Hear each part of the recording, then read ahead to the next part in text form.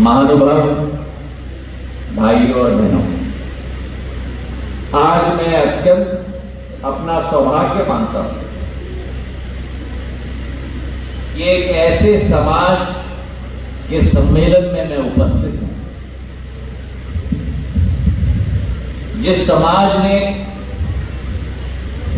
भारत के इतिहास में, भारत के अतीत में और भारत के वर्तमान में एक ऐतिहासिक योगदान इस भारत माता की माटी को दिया।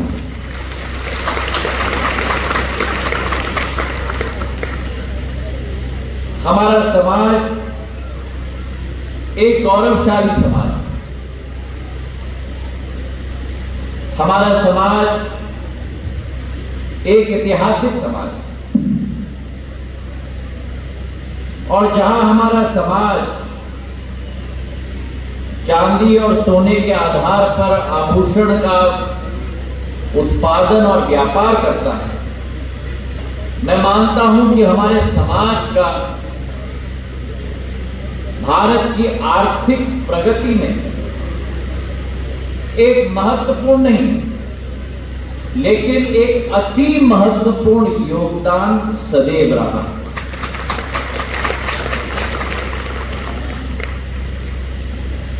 मैं देख रहा हूं इस सभागृह में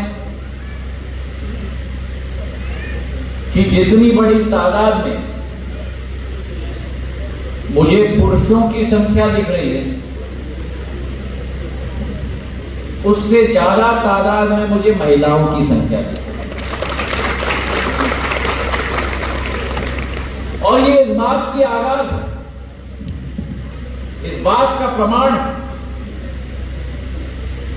कि जिस समाज में महिलाएं उत्सुकता के साथ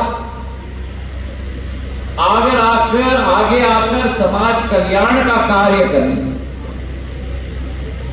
वो समाज केवल अपने समाज की प्रगति नहीं लेकिन क्षेत्र की प्रगति, प्रदेश की प्रगति, और मैं कहूं यह अतिशयोक्ति नहीं होगी कि देश के प्रगति में अपना पूर्ण योगदान दे पाता। मैं अभी मंच पर चर्चा कर रहा था और आज अभी कई वक्ताओं की बातों और भावनाओं से मैं परिचित हूं, लेकिन एक बात मैं अपने स्वर्णकार समाज, सोनी समाज से जरूर कहना चाहता हूं।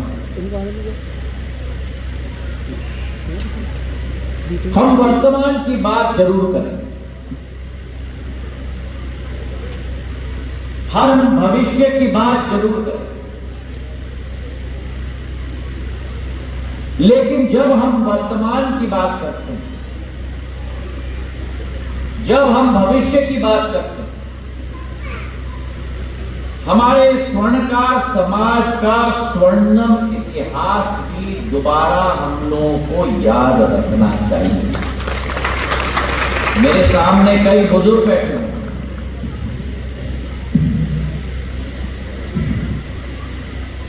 और बुजुर्गों के मस्तिष्क में, उनकी आत्मा में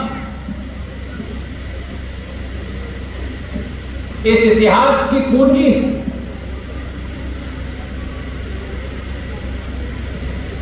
लेकिन जैसे जैसे आधुनिक युग, आधुनिक वातावरण, अब जैसे चोपड़ा जी के हाथ में कैमरा है,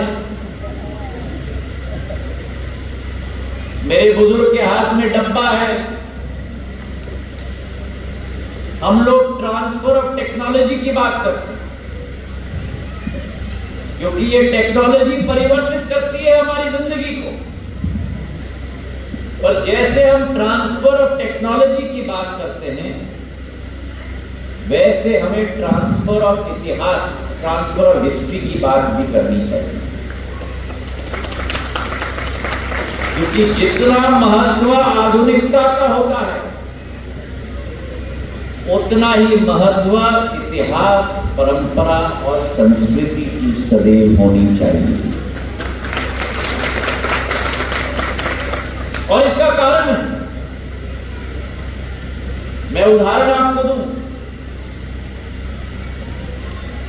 जैसे शरीर में मांस और हड्डी होता है, वो हमारी आर्थिक प्रगति होती है, आर्थिक विकास होती है। लेकिन शरीर केवल मांस और हड्डी के आधार पर जीवित नहीं होता। शरीर अगर जीवित होती है तो भगवान की दी हुई आत्मा के आधार पर जीवित होती है। और हर समाज में वो आत्मा, उस समाज का इतिहास, उस समाज की संस्कृति, उस समाज के मूल्य, उस समाज के सिद्धांत होते हैं। और स्वर्णकर समाज का एक सुंदर इतिहास, सुंदर संस्कृति। और आज के दिवस पर आपके पुरखों ने, आपके पूर्वजों ने इस भारत माता के इतिहास में जो योगदान दिया, उसका संदर्भ में देना चाहता हूं। आज आते ही हमने पूजा अर्चना की। मेवाड़ क्षेत्र में अजमेर शहर जिन्होंने बसाया, महाराज अजमेर जी का। और ये सत्य है जब लोग कहते हैं कि वे वास्तविकता में अधिपुरुष,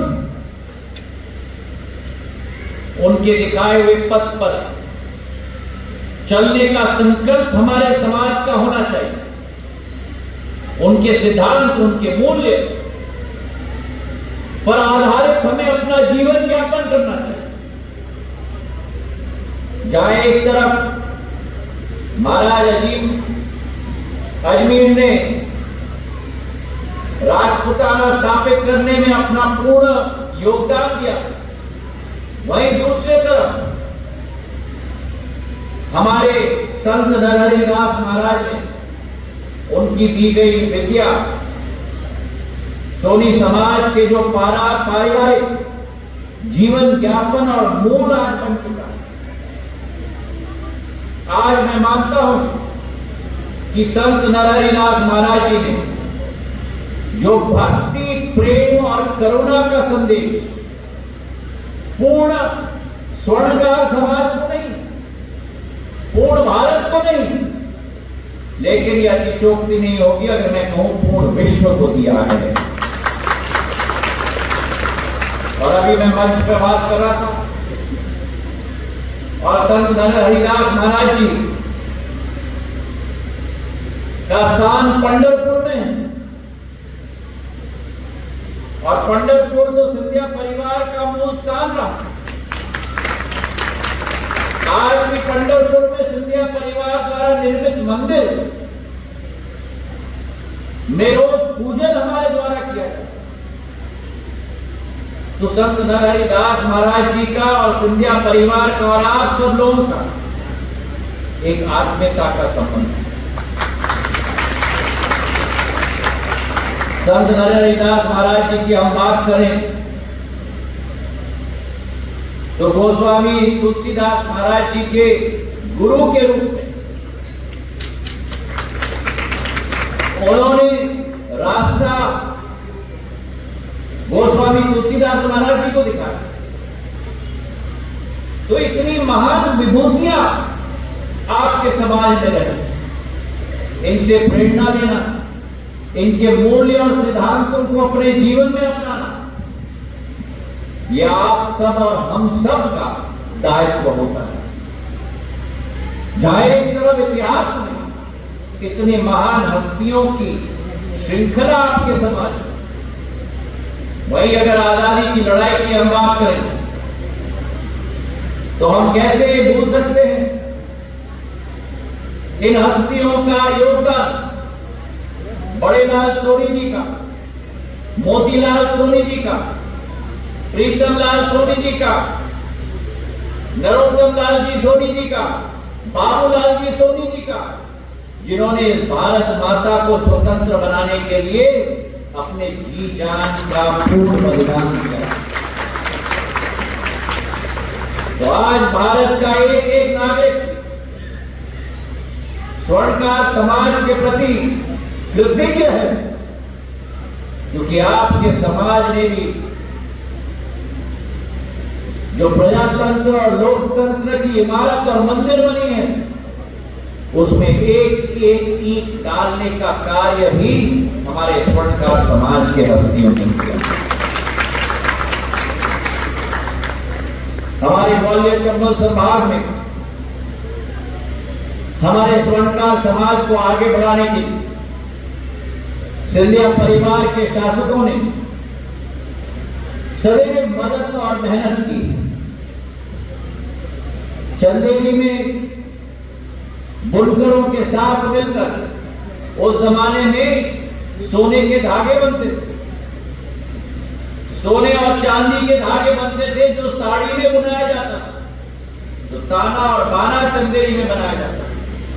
और माधव महाराज ने एक टेक्सटाइल की इंस्टीट्यूट वहां स्थापित की थी, जहां स्वर्णकर समाज को लेकर इस विचारधारा को आगे बढ़ाने का कार्य किया। आज स्वर्णकर समाज को भी मैं विश्वास दिलाता हूं। मैं तो चाहता हूं कि आपके समाज के कई लोग आगे आकर काम करें, हमारे साथ कंधे से कंधे मिलाकर कार्य करें। मेरे गुना शिवपुरी में तो सोनी समाज के कई लोगों को बड़े महाराज ने भी आगे किया था, हमने भी आगे किया। और मैं चाहूंगा कि ग्वालियर में जो एक खजाना मेरे सोनी समाज का, कई लोग मंचासीन और आगे बैठे हुए, पीढ़ी दर पीढ़ी समाज सेवा में आप लोगों ने कार्य किया।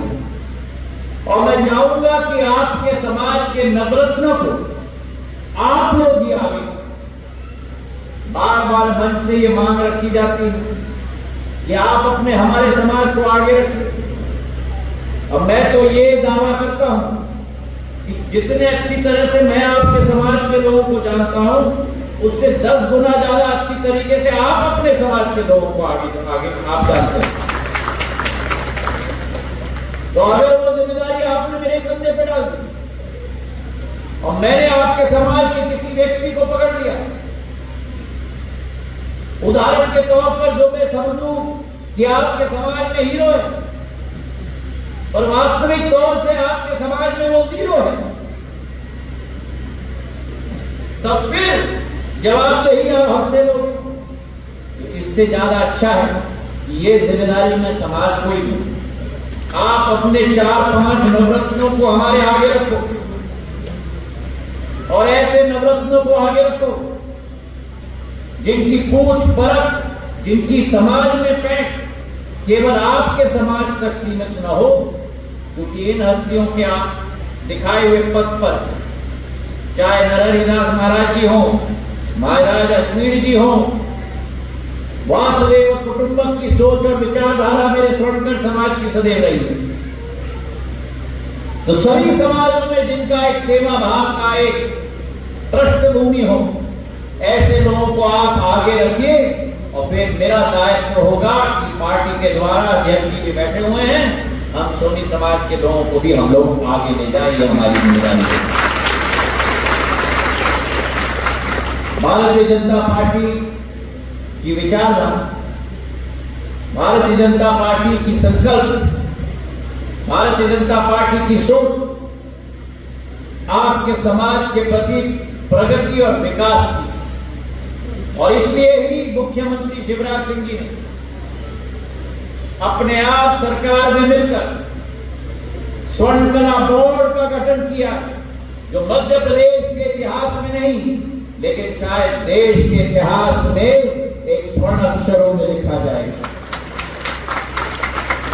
आपकी समाज की कला क्षमता, आपकी समाज की समाज सेवा की जिज्ञासा को आगे बढ़ाने के लिए भारतीय जनता पार्टी की सरकार ने ये कदम लिया और मुझे विश्वास है कि स्वर्ण कला बोर्ड में जो लोग मनोनीत किए जाएंगे वे आपके समाज का झंडा लेकर इस समाज को आगे ले जाने का कार्य जरूर करेंगे। आज एक बात मैं जरूर कहना चाहता हूं, हमारी कोशिश रही है संयुक्त नेतृत्व की शिवराज सिंह जी, मेरी, नरेंद्र सिंह जी, केजरीवाल साहब कि इस अंचल में प्रगति और विकास का एक नया इतिहास हम लोग रचे। कोरोना काल के वातावरण में भी जब घर घर में चिंता की लहर गूंज रही थी, धीरे धीरे करके जैसे सोने का धागा होता है ना, सोने के धागे को लेकर ग्वालियर का ताना बाना हम लोग मिलकर बुन रहे। और आज इसलिए 2023 के मई के माह में जो हम लोग खड़े हैं, ग्वालियर में एक ऐतिहासिक एयरपोर्ट बनने जा रहा है 500 करोड़ रुपए का। ग्वालियर में एक ऐतिहासिक रेलवे स्टेशन बनने जा रहा है 523 करोड़ रुपए का। ग्वालियर में अब ये अजीब सही हो गया, स्वर्ण रेखा नाले में एलिवेटेड रोड 18 किलोमीटर का रिंग रोड 1300 करोड़ रुपए का ग्वालियर में बनने जा रहा है। ग्वालियर में 1000 बिस्तर का अस्पताल तैयार हो गया, लेकिन मैं उसका शिलान्यास लोकार्पण अभी तक नहीं कर रहा हूं क्योंकि हमें सफाई कर्मचारियों की जरूरत है, जो कैबिनेट पिछले हफ्ते की कैबिनेट मीटिंग में स्वीकृत हो चुके हैं। अगले एक हफ्ते के अंदर वो सफाई कर्मचारी हमारे तैनात हो जाएंगे। उसके बाद शिवराज सिंह जी और हम आएंगे और 1000 बिस्तर का अस्पताल का लोकार्पण करेंगे। ग्वालियर में बड़ी लंबी समय से पानी की मांग रही है। मैं जब उस पार्टी में था, मैंने आपको कहा था कि ग्वालियर के लिए चंबल से पानी में लेके आऊंगा। आज प्रधानमंत्री मोदी जी के आशीर्वाद से, शिवराज सिंह जी के साथ के आधार पर आज चंबल से ग्वालियर लाने की पानी की योजना कुल मिलाकर पाइपलाइन और घर घर तक टोटी पहुंचाने का कार्य, क्योंकि हमारे वार्ड में भी बढ़ोतरी हो गई। पहले हमारे 60 वार्ड थे, अब 6 ग्रामीण के वार्ड भी जुड़ गए। करीब करीब 1400 करोड़ रुपए की योजना हम लोग स्वीकृत करने जा रहे हैं ताकि अगले 50 साल ग्वालियर में पानी की किल्लत। यह अभूतपूर्व कार्य, आप लोग बौद्धिक समाज हो, यह अभूतपूर्व कार्य केवल भारतीय जनता पार्टी में बैठकर संभव हो पाया। एक नया इतिहास भारतीय जनता पार्टी के कार्यकर्ता के रूप में रखने की संभावना आज मेरे सामने एक अवसर के रूप में आई। और मैं आपको विश्वास दिलाता हूं, जो ग्वालियर 80 साल पहले पूरे भारतवर्ष में एक चमकता हुआ सितारा होता, वैसे ही ग्वालियर को अगले 5-10 साल के अंदर स्थापित करके ही मैं चैन की सांस लूंगा। और इसमें आपके साथ की भी जरूरत है। आने वाले 3-4 महीनों में अब आपके और हमारे ग्वालियर में कई मेहमान आने वाले, कई ऐसे चेहरे दिखेंगे जो ना कोरोना के पहले दिखे थे और ना कोरोना के बाद दिखे। जैसा मेहमान एक बार 5 साल में आता है, वैसे ये चेहरे भी एक बार 5 साल में आने की शुरुआत हो जाएगी। अतिथि देवो भव ग्वालियर की सदैव एक परंपरा रही है, तो मेहमान नवाजी आप और हम बहुत करेंगे। और मेहमान जो होते हैं उनकी अतिथि देवो भव, मेहमान नवाजी भी होती है, पर विदाई का दिवस भी आता है। तो आप लोगों से एक ही मैं निवेदन करना चाहता हूं कि अगर विकास और प्रगति हमारा लक्ष्य है, अगर राजनीति नहीं, क्योंकि कटाक्ष करने के लिए, एक दूसरे को नीचे दिखाने के लिए, लोगों के ऊपर वार करने के लिए अच्छे अच्छे भाषण देने के लिए बहुत सारे लोग हमारे सामने आएंगे, पर हमें राजनीति से मतलब नहीं है। हमें अपने ग्वालियर से मतलब है। हमारे ग्वालियर की माटी और ग्वालियर के विकास और ग्वालियर की प्रगति से मतलब है। और अगर ये हमारा लक्ष्य है, अगर ये हमारा लक्ष्य है, उस लक्ष्य की अगर पूर्ति करनी है, तो मैं आपसे निवेदन करना चाहता हूं कि प्रधानमंत्री नरेंद्र मोदी जी के दिखाए हुए पथ पर जिस 9 वर्षों में उन्होंने रात दिन कार्य किया है, भारत के तिरंगे झंडे को विश्व पटल पर लहराने का कार्य नहीं, गाड़ने का कार्य प्रधानमंत्री नरेंद्र मोदी ने किया है। कभी कल्पना की थी कि विदेशी देश के बड़े बड़े प्रधानमंत्री और राष्ट्रपति भारत के प्रधानमंत्री से गले मिलने के लिए आतुर रहेंगे? अमेरिका जैसे देश का राष्ट्रपति प्रधानमंत्री नरेंद्र मोदी जी से गले लगने के लिए आतुर रहेगा? ऑस्ट्रेलिया का प्रधानमंत्री 25,000 भारत के प्रवासियों के स्टेडियम में खड़े होकर कहता है कि Narendra Modi ji is the boss. जब अमेरिका का राष्ट्रपति हमारे प्रधानमंत्री के गले लगता है, ऑस्ट्रेलिया का प्रधानमंत्री कहता है Narendra Modi ji is the boss, ये प्रधानमंत्री जी अकेले का सम्मान नहीं, भारत के 140 करोड़ वासियों का सम्मान है। सम्मान के पद को हमें मजबूत करना है कि नहीं? करना है कि नहीं? और अगर करना है तो हाथ उठाकर मुट्ठी बांधकर मेरे साथ कहिएगा, मेरे सारे बुजुर्ग,